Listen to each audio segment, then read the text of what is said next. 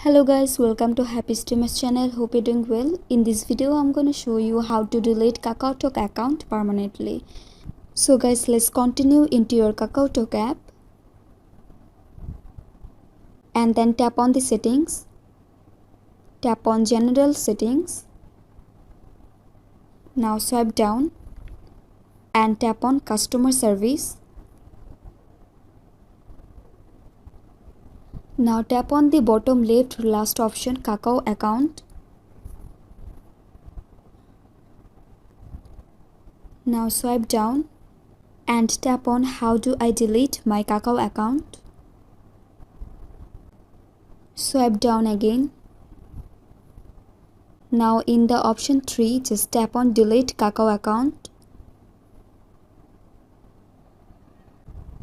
Now guys, you have to just tap on the confirm and then your account will be deleted permanently. So guys, that's how you can delete KakaoTalk account permanently very easily. So guys, I hope this video was helpful to you. If it was, then please give a thumbs up and hit the subscribe button. And thanks for watching the video.